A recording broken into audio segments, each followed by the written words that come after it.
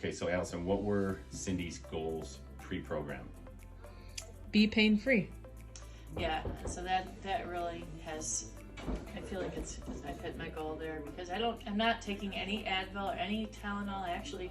I would take it every day before I went to sleep, so I'm not doing that at all. Nice.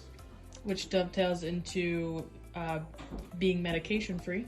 Yeah, so that's a huge That's plus. a big thing. Yeah. Also perform activities of daily living with less pain. Definitely that. I hit that goal.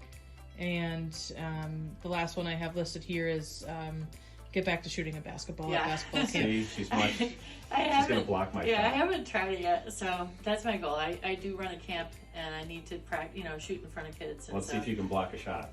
Yeah, no problem. Good. So my arm, definitely can put my arms up, and amazing. it's a huge improvement. So thanks. So what would you say to someone who may be on the fence of doing something like this? They come in, how did you end up trusting us? Because you were in so much pain. How did you know how to trust us? And what would you say to someone who comes in a similar situation? Yeah, I've been telling everybody about this place, So yeah, I knew I needed help. I did not want surgery, and I've had people talk about how surgery doesn't work on shoulders, and so I knew that I trusted you just because I had heard other stories of people.